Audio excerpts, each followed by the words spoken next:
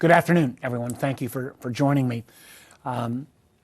If this feels a little bit like Groundhog's Day in terms of dysfunction in the House of Representatives, you have a right to feel that way. I feel it to an extra degree, as opposed to taking this week after recess, where the Speaker had promised he would bring a bill forward to support our allies in Ukraine. One more week has gone by without that legislation getting to the floor of the House. In the meantime, Vladimir Putin is gleeful that America is walking away at this point from its obligation to help defend Ukraine.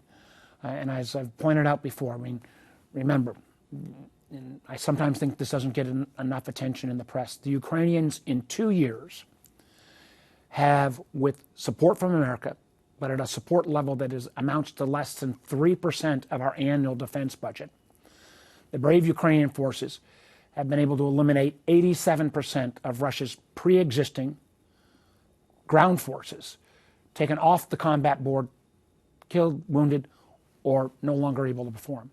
The Ukrainians have eliminated 63% of Russia's prior tank capacity. They've eliminated 32% of Russia's armored personnel carriers. They've done that without the loss of a single American soldier or NATO soldier's life. And the idea that the House leadership kept frittering away this time, promising they're going to bring a bill, is the epitome of irresponsibility.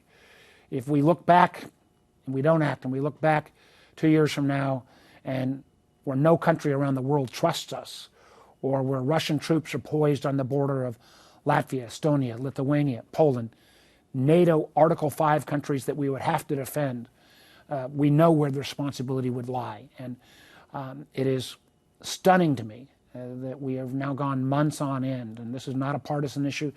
This legislation with Ukraine aid passed with 70 votes. The leading voice in many ways in the Senate is Republican leader Mitch McConnell. Let the House vote on this issue. So what did the House do this week? Well, it spent a lot of time deciding and undeciding when to send over their phony impeachment proceedings against Secretary Mayorkas. Again, let's remember who Secretary Mayorkas is. He's the son of Cuban refugees. He's an immigrant himself. He spent decades as a law enforcement officer. And even my Republican Senate colleagues have said they see no evidence that Mayorkas somehow did high crimes and misdemeanors that would warrant an impeachment. I think this whole charade is an effort to take attention away from the fact that the House, led by former President Donald Trump, refused to take up the strong border security bill that was crafted in the United States Senate. The border's a mess. But rather than talking about it, or rather than putting on political show trials, what the House should do and the Senate should do is take up the strong border security bill that Senator Lankford brought forward along with Senator Murphy and Senator Sinema. A huge, again, waste of time. And instead, what the House did, and again, we've seen incompetence hit new levels in the House, where for the third or fourth or fifth time, the House leadership failed to have its own Republican members act in any kind of concert, putting in jeopardy the nation's leading national security legislation, the FISA legislation, so-called Section 702, which allows us in this country to spy on foreigners who are abroad. With the situation in Ukraine, with the situation in Gaza, with even terrorist acts taking place in Russia, the idea that the United States would step back from having this tool that expires next Friday is the height of irresponsibility. And again, it appears to be in terms of kowtowing to the former president. We have a very strong in the Senate bipartisan reform bill on FISA and Section 702. We've already seen the number of inappropriate queries that the FBI used drop from 30% to under 2%.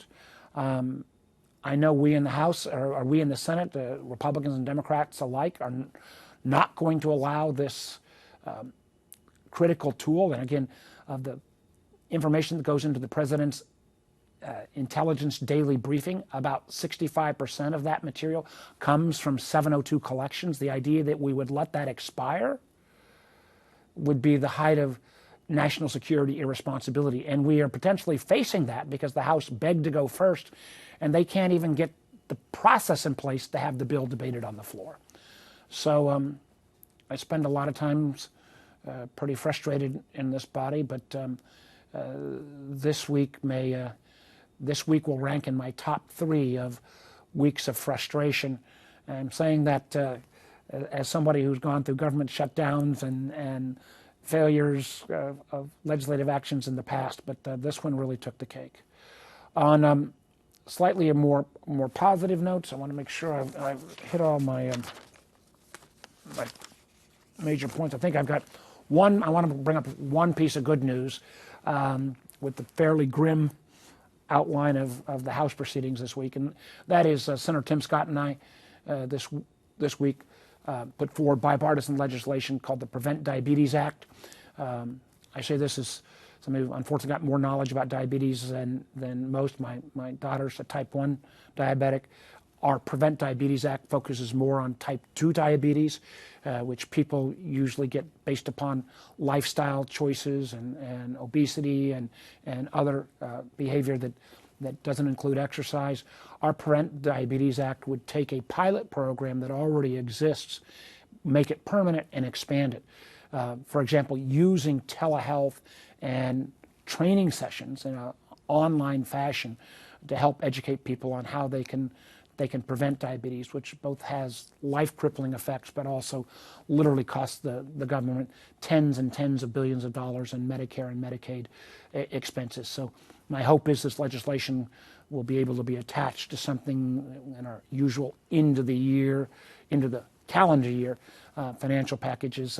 But I wanted to make sure I at least opened with a bit of good news, and I appreciate Tim Scott's working with me on this. And actually, Senator Scott and I are working on a series of other legislation that we'll be able to lay out in the coming weeks. So with that, why don't I turn it over to Laura and let me take your questions.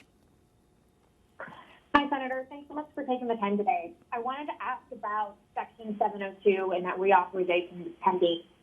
If you could talk a little bit about what the impact would be if 702 isn't reauthorized for the intelligence community so that it's Okay, I got most of that, but let me just say, if you ask law enforcement, if you ask the CIA, if you ask the NSA, what's our most valuable intelligence gathering tool in the toolkit, you get a virtual unanimous answer, Section 702. And again, this is about the ability to monitor, to phone or internet or email intercepts of foreigners that are abroad. It is not targeting Americans. Now, as the case may be, there's sometimes that a foreigner may be in communications with an American. And we have put, I believe, enormous protections to make sure that is minimized and that there are steps in place. For example, it used to be that Section 702, an FBI agent would be able to query that database without opting in. We've said you can't just by default do that. You've got to actually make a national security effort. We got to make sure there's nothing called batch queries where suddenly 100 people get arrested at a protest and you're going to query the database for all their names. No, you can't do the batch query. Evidence of a crime, you can't you can't use the 702 tool. This is a national security tool. It's not a criminal investigatory tool. We've put, I think, meaningful reforms into the legislation I have with Senator Rubio that literally we've got 16 bipartisan members across the national security and law enforcement enterprise working on. The remarkable thing is that President Trump, when he was saying, let's kill FISA, he cited an example of an individual named Carter Page, and it was, again, shows how lack of knowledge the former president has. Carter Page, who was lawfully monitored, was not monitored under anything with Section 702, a totally different part of the law. Yet he's still out there saying, let's get rid of, this critical intelligence gathering tool. If we were to, and let me just also add one other fact, that this can get to a lot of detail, and I apologize, but there are some that say, well, if an American's name come up, before you look at anything, you ought to have a warrant. Well, that, maybe it sounds good at the surface, but it is practically impossible. For example, the majority of times that an American's name comes up in a Section 702 inquiry is when that American is a victim of, generally speaking, a cyber hack. You could never have a warrant to look at an American if they are the victim of a cyber hack. Oftentimes what the FBI and intelligence community will do is they see that John Smith has been the victim of a cyber hack, and before you notify him, you see, has he been a victim of one cyber hack or a variety of cyber attacks? So the notion that you could ever get a warrant there makes no sense. Or the other example, assume we arrested terrorists in Paris, and on that terrorist person, there's an 804 area code phone number. We don't know if that's a real phone number. We don't know if it's an American, and we don't know if it happens to be a foreign person with an 804 area code. There's nothing that says you can't get a phone, buy it in America, and be a foreigner. People would say you can't even do an inquiry without getting a warrant. You could never get a probable cause warrant in that circumstance. And that's why those who either want to kill this legislation or cripple it with this warrant requirement, I think are just dead wrong. And if we were to allow this tool to expire with the amount of challenges we face in the world at this point, I just don't believe we can make that happen. And again, this is not a partisan issue. You have some of the far left and far right coming together.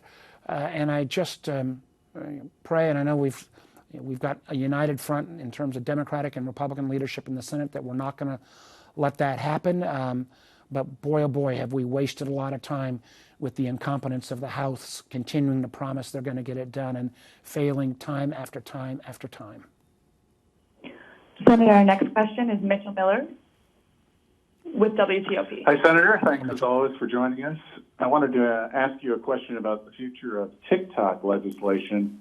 Do you plan to speak with Senator Cantwell this week about how you might be able to come to some kind of middle ground? I know that she has raised concerns about whether this could have enough legal standing to hold up the House legislation that was passed recently. And what's your view on this going forward? Do you worry that it could lose some of its momentum? We've seen a lot of tech-related bills, as you know, over the years that started pretty strongly and then started to fade away. Amen, Mitchell. And again, listen, let's make clear, what we're talking about on the TikTok legislation is not getting rid of TikTok. And there's a lot of creativity. I appreciate the fact that social influencers make their money off of this. We're simply saying it shouldn't be ultimately controlled by the Communist Party of China.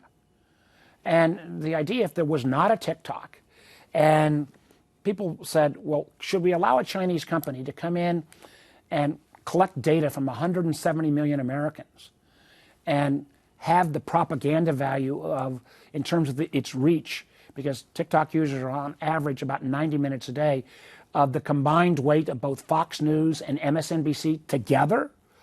Would we allow a Chinese company to come in and do that? And everybody would say, of course not.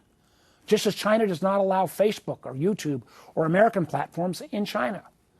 So we ought to, we got to make sure this happens. Listen, and I had a different approach in the House. I had a more comprehensive approach, but politics, especially where I work right now, and legislating is the art of the possible. I've had a preliminary conversation with Senator Cantwell, a couple of them, matter of fact. We're going to be meeting at length, and our staffs have been talking, early next week. And of course, I agree with Senator Cantwell. I want to make sure we pass something that can stand up to constitutional and legal muster. I went to law school. I don't ever pretend to be an actual lawyer, Mitchell, as you know. So I have to rely on the experts, and I've made inquiries at the Department of Justice.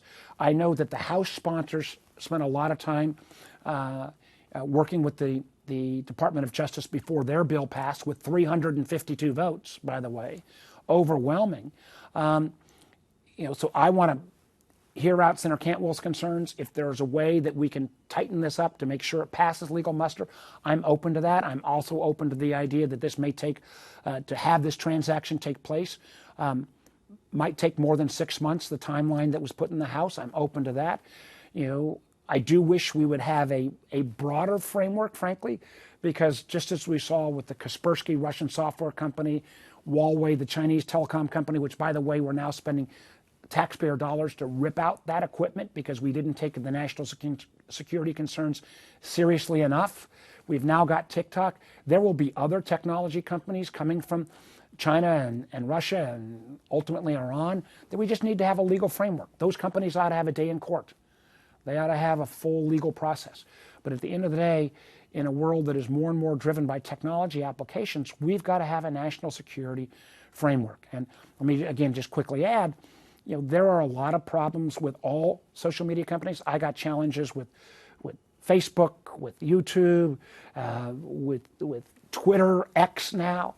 And I think we need kids' online safety. I think we need a privacy bill. I think we frankly ought to get rid of their get out of jail free card in terms of no moderation of content, so-called Section 230. So I would like to see a more comprehensive, even beyond just the national security bill. But to your point, Mitchell, we've seen this movie before. These tech companies are extraordinarily powerful. And if we miss this opportunity, after I spent my first half of my comments today pointing out how inept the House has been on so many issues, on this one they got it right.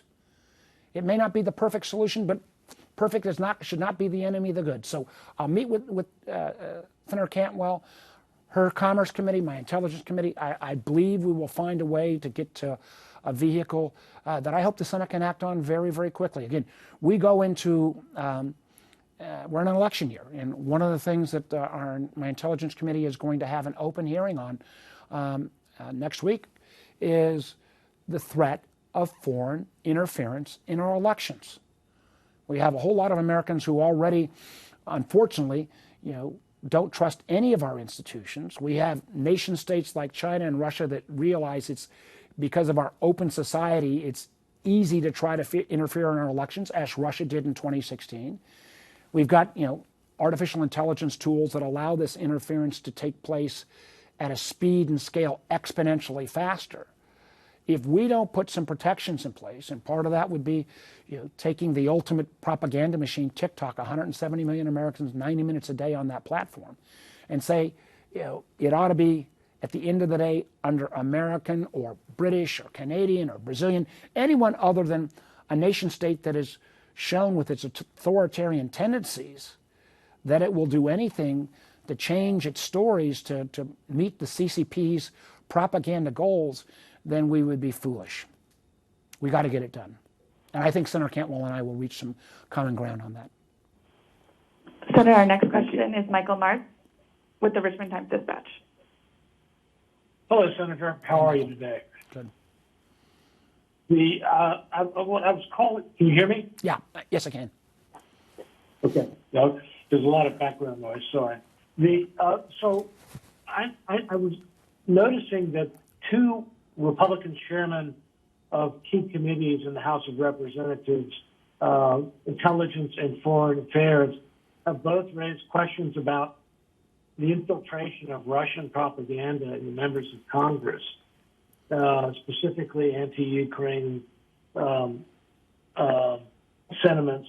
Is that something that gives you, as chairman of Senate Intelligence Committee, some concern? Absolutely it does.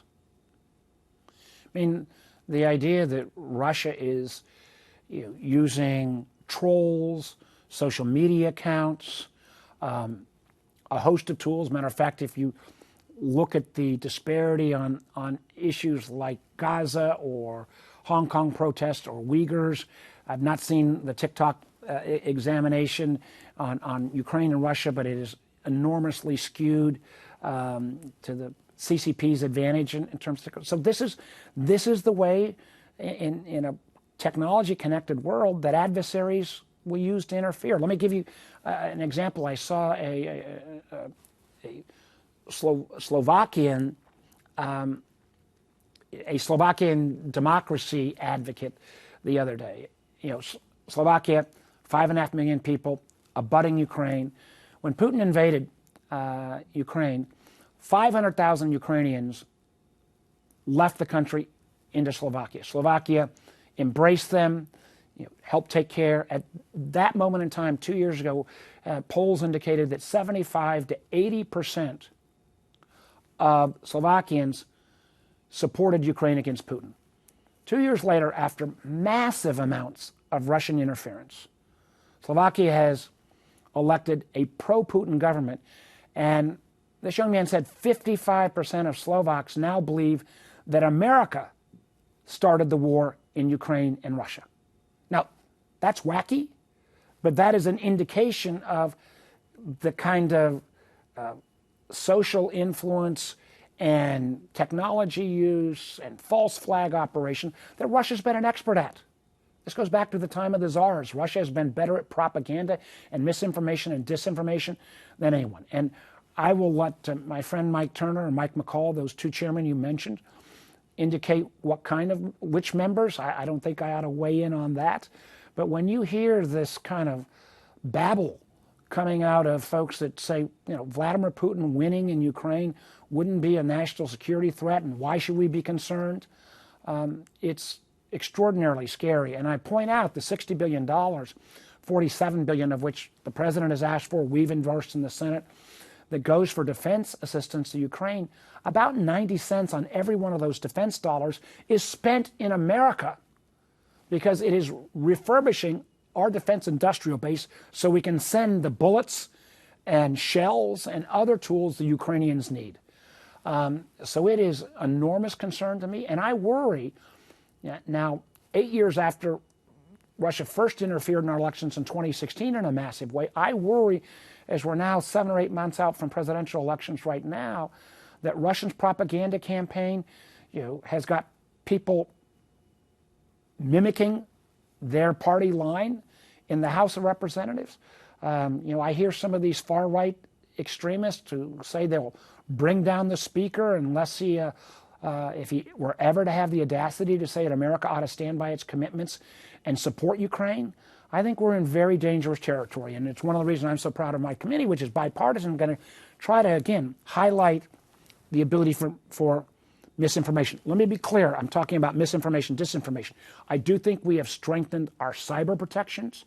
Doesn't mean the bad guys won't try to interfere, but in terms of the security of our voting systems, we have improved. But we have to be on guard on both the misinformation, disinformation, and again, around the security aspects of our electoral system. On that issue, I feel more confident. On the concerns about misinformation, disinformation, I am more concerned than ever. Senator, our next question is Hannah Brandt with Nexstar. Hi, Senator Warner. Thanks for taking our questions today. Wanted to hear your thoughts on the Department of Transportation's announcement that they're spending $800 million, or rather allocating those in grants to different projects across the country to improve climate resilience of our transportation systems. Do you think that's a good use of taxpayer money? I know there are a few projects in Virginia that will get some of that money. Well, it may be called climate resilience, but this is not anything new. I mean, one of my first things I did in active in Virginia politics was I was on the Commonwealth Transportation Board in the early 1990s. We might not have called it climate resilience, but the ability of the weather to affect our roads and how quickly roads may crack or need to be replaced, or a bridge repair. Anybody who doesn't acknowledge that our climate is changing and warming and that has effects on our transportation systems, there is overwhelming. I don't know if there's anyone that's a scientist that wouldn't agree that that affects our transportation system. So how we build transportation networks to be more resilient, if you want to be good stewards of our taxpayer money, if we didn't do that, it would be irresponsible to the nth degree. And whether we call it climate resilience or whether we call it making sure that our roads don't crack too early because of weather events, that is a reasonable and smart thing to do. Senator, our next question is Taylor Giorno with the Cardinal News.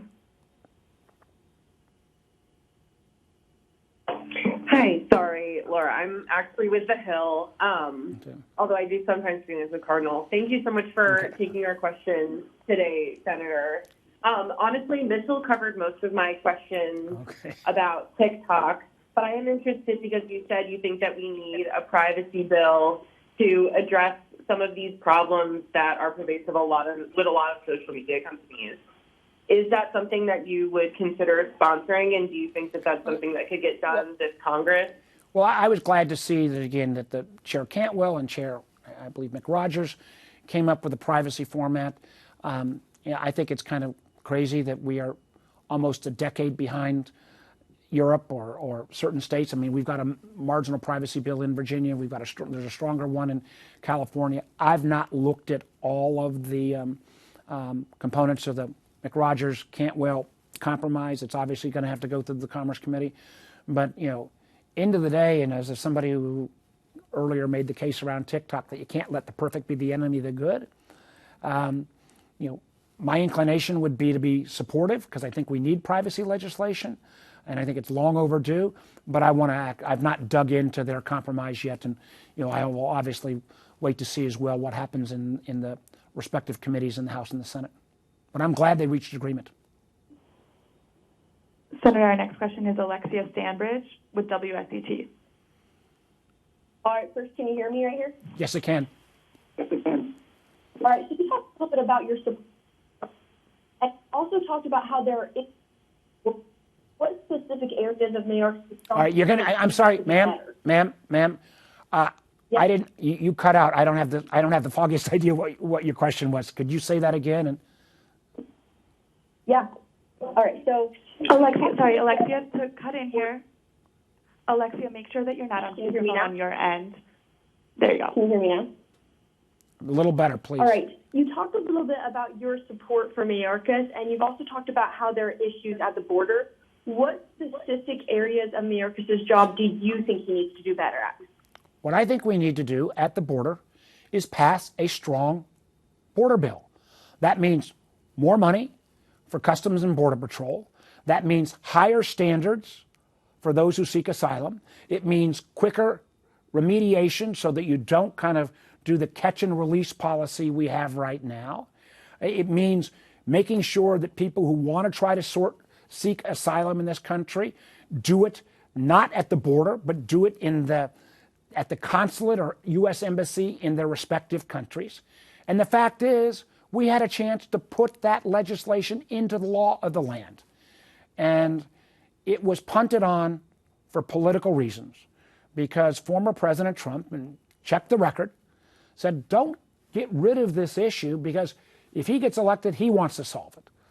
Well, I'm amazed that for an issue that many of my colleagues think, and I agree, the border's a mess, is a national security imperative, that they say, well, let's kick the can down the road again, and instead let's go try to do a political witch hunt on Mayorkas, because Mayorkas candidly has not had the tools or the resources he needs to do his job. Matter of fact, there was even efforts in the recent bill that we passed to do full funding. It took until the 11th hour for any even marginal increase in funding for border security. So, I'm not new to this business, but the hypocrisy of the very same people who say, I won't vote for a stronger border security bill, and at then the same time say, but I'm going to try to take it out on the the Secretary of Homeland Security, is pretty lame. And again, I would simply point to the comments of a lot of my Republican Senate colleagues, so this is not just viewed as a partisan pushback. Time and again, many of them have said they see no there there. Senator, our next question is Joe Thomas. We're going to move on to Joe Thomas. Sorry, Alexia, we have to Hello. move on to Joe Thomas. Hello, Senator Warner. How are Hey, you, Joe. sir? I'm good, sir. So over the last 48 hours, there's been a swing back and forth over the freighter ship, the Dolly.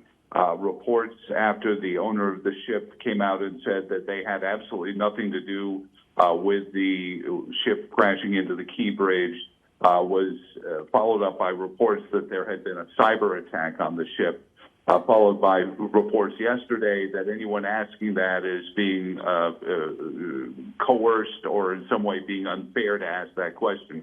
So as chair of the Intel Committee, I just wanted you to kind of find that middle place Sure. and say, is there an investigation going to what caused the colossal failure of the bridge of the Dolly, and is it possible, and are you looking into whether or not there was a cyber attack? Well, Joe, first of all, there is an investigation. We have to get to what happened on the Dolly, how all the systems shut down. Number two, I'm always concerned about cyber.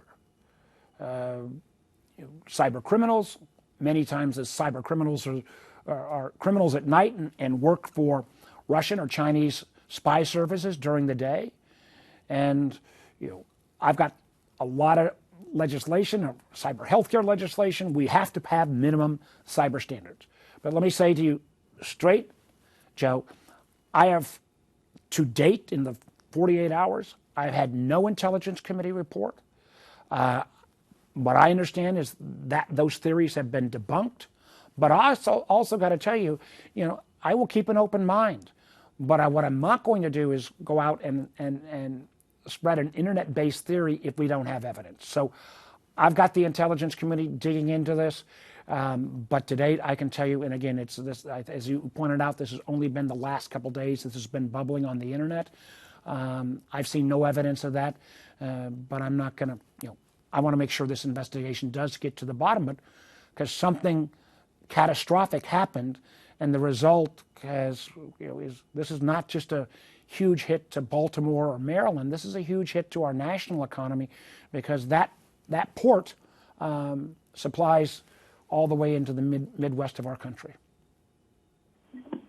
Senator, our final question is Amy Knowles with the Virginia Dogwood. Hey, Senator Warner, thanks for taking our questions. I saw the pictures that you posted of the Daisy Troop visiting the Capitol, and I know how much you enjoy meeting with groups of young people. So what did you take away from this experience, and why is it important for you to make a special effort to speak with future leaders? Well, I think it's always important to meet with student groups, future leaders, because the point I try to make is, almost whether they like it or not, what we do in this building affects their life. And I always try to make the appeal to them, I don't care what political party you are or who you support, but be involved, because we're going to affect your life. Be involved, and the only appeal I do make is hire people to Congress, the House, or the Senate that know how to get to yes. The thing that frustrates me, and we saw it this week in the House again, you get these far right and far left extremes that can tell you what they're against, but are never willing to make any kind of compromise to get to yes. And the only thing that could actually slow our country is if we think the status quo is going to be okay, and if we're always looking for the perfect rather than what we can do to move our country forward. So I very much appreciate you asking that, Amy, and I'm going to keep meeting with these young people as much as I can. Every time I do, they give me a little bit of lift to come back to sometimes days that are otherwise a bit frustrating at times. Thanks for the question. All right, everybody, thank you so much.